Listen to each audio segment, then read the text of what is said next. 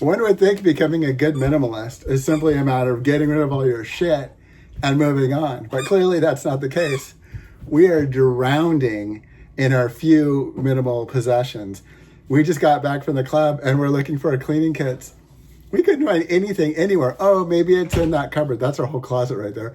Or maybe it's over here. We're digging through, and every time we can't find something, we make a mess. You either need to learn how to organize and Coco and put everything in its place, or you're simply going to need a bigger house. I have been living the Spicoli dream since 1985 when I moved into my 1968 Volkswagen van. And since then, the one thing I learned is I just don't like having a lot of possessions. But I still have possessions. I've got my mountain bike, and that comes with tools. I've got my neutrino, and that's a different set of tools for a different size of everything. I've got the sailboat, that's a different size of tools for most things. Rigging kits and sewing kits and this and that and the other. And then there's the car, there's Kimchi's bike, there's the house, and there's got to be a toolkit for the house. And so we try so hard to be able to fit everything in our car so we can just jump in it and go. Turn the clock back a few years ago when we got married, we had almost nothing. Turn the clock back a few years before that when we met, Kimchi flew here from Germany with 2 suitcases, and I moved from Port Townsend to Bellingham on my Brompton, and half of my stuff was a ukulele, like in my backpack. I almost had nothing. And now somehow we have everything. Our house is completely full. And if you can see this couch right there, this isn't our furniture. We've been begging. We live in an Airbnb. And we're like, can you just get rid of all the furniture, put it in storage? We'll pay to move it. We'll pay to store it. And we'll pay to put it back when we come back. So these chairs are like 8 feet long for this couch. But we never sit on the couch because all our crap is on it. There's a large screen TV in the corner, which we watched once for 10 minutes. And that was years ago. And we haven't watched it again ever since. We have a king-size bed in a 350 square foot apartment. So not only do we have a little too much stuff, but we've got way too big of furniture.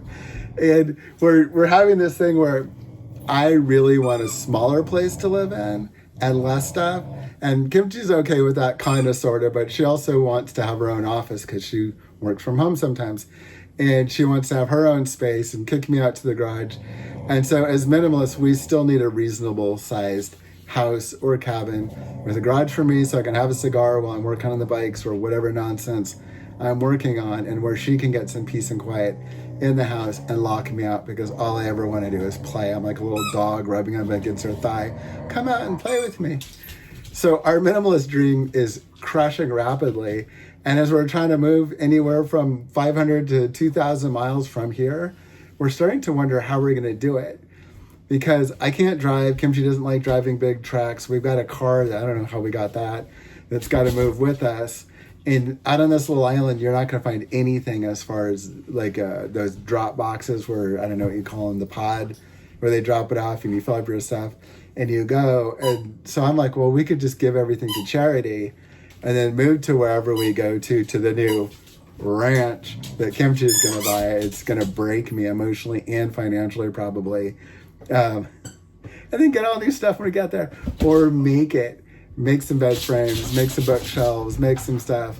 I don't know, but I'm definitely feeling overwhelmed and I don't want to get rid of any of my stuff. And I'm just looking at this right here.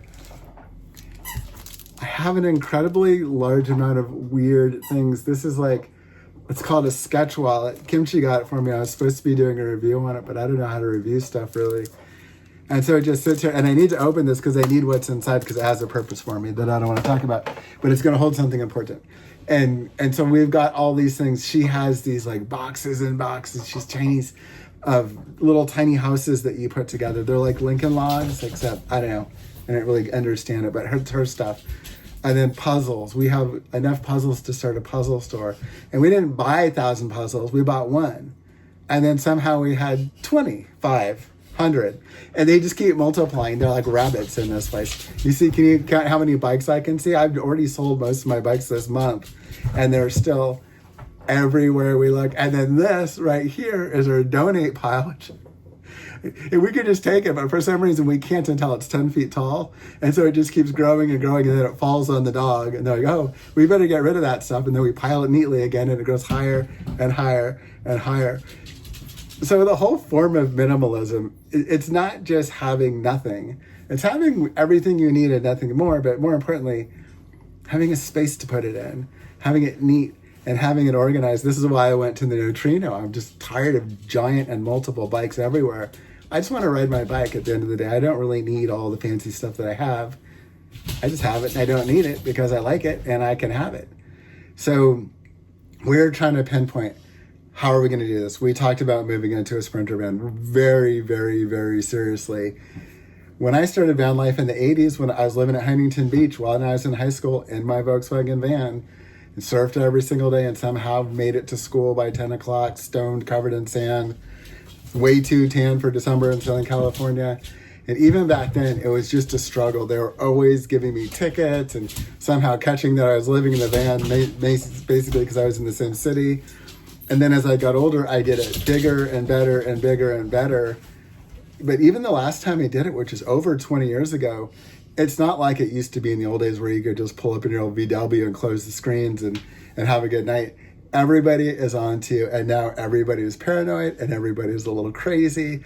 And so, you have these great YouTube videos, hot half-naked chick pulls up to the beach, beautiful sunset, camera panning across her tan butt cheeks. That's not us. That's not her either. That's just Instagram and YouTube and all that stuff. The reality is the sheriff knocking on your window at 1 o'clock in the morning saying, move right now.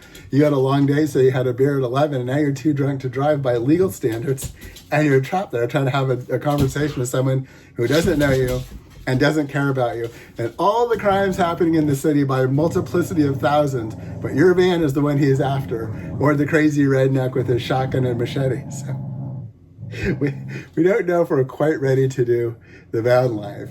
And we've now been living in Airbnbs and hotel rooms for, I think, 4 or 5 years straight. And so we're kind of ready, which is a kind of a scary time, I think, emotionally for me, because I'm a little crazy to buy. But we're like, well, maybe we should just get that ranch and put all our stuff there.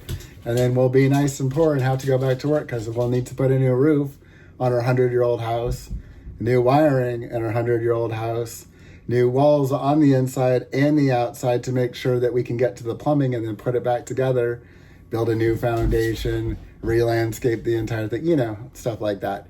So we're in this minimalist place. We're like, we could move to Spain and just do a 10-year lease on a place, write them a check, go on vacation for 10 years, and then if either of us is still alive 10 years from now, we'll pick it up and start over again and not have to do all the minimalist this and that and the other. And I've lived my life always like this and somehow never had this much junk. We don't spend a lot of money on stuff. We don't seek it out. It's just here. It appears everywhere. It's like when we got married, I wanted to get married in a cowboy hat, which meant Kimchi needed a cowboy hat. So that was 2 more hats, which are big and they don't really go anywhere, to add on top of the other 12 hats we have. It sounds silly to talk about hats, but hats, and then you need cowboy jackets and a giant brass cowboy belt buckle. That belt buckle takes up half your drawer. It just adds up and multiplies and multiplies and multiplies. When I was on the lam in Hawaii, I got thrown in jail for living on the beach again. And then I got out of jail. I spent the night on the roof in the jail. And then I went down. I was riding my bike down the street, my little Brompton with my day pack. And there's this old guy with this beach cruiser. This thing is so rusty. I don't know what was holding it together. And in his front basket, he just had a day pack. And the smile on his face, that dude owned the world. He was living in Lahaina for free, had everything he owned, all of his possessions in his little backpack and riding around, living his best life. A week later, I met Nina out in the woods. She was doing the girl version, out in the woods eating avocados and nuts and doing her yoga bullshit up on some waterfall. Everywhere people do it. And we did that just fine. And then we come back to America and we're like, oh, we need more stuff. We need new bikes. We need a car. We need a better car. We need a bigger car. We need a faster car. We need 2 cars. We need to work on these cars because it's $200 an hour to take it to the mechanics. So we need a toolkit. We need a metric toolkit. We need what's the other kind called? A USA? I don't know, a standard toolkit. We need this, we need that, we need the other. And so we never sought to have this much stuff. We just bought everything one thing at a time. And I'm looking around as I'm giving away and throwing away and shoveling stuff. I'm like, man, we could have bought an airplane for the amount of money we spent on all this stuff, but then we need an airplane toolkit.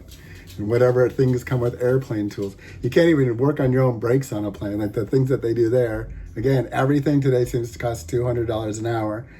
So our minimalist quandary is getting very serious. We could just suck it up and become maximalists. I don't think we want to do that. It's hard enough having nothing. I can't imagine in this world trying to protect more and more and more stuff. So it's the weekend. We actually stayed home this weekend, specifically so we could clean the house. And halfway through the weekend, we haven't done anything except make a mess. And now we have to get ready because we're going on another camping trip in 3 days with our new tent. One tent wasn't enough. We have to have a tent for us. Then we have to have a tent for when the dog goes. And then if we have guests, we need a tent for them because they might want to come sleep with us. Same thing with sleeping bags and sleeping beds. And I don't know how many camp stoves we had. My whole life, I've just lit a little fire and put my pot right in the fire. Not anymore. I'm a minimalist. I've got to have a camp stove for each day of the week. Okay. This is my rant because I didn't make a video because I was out playing and having too much fun. And I was supposed to put one out every Sunday morning because we're following the rules. So that's it. I hope you have a great week. I'm going camping.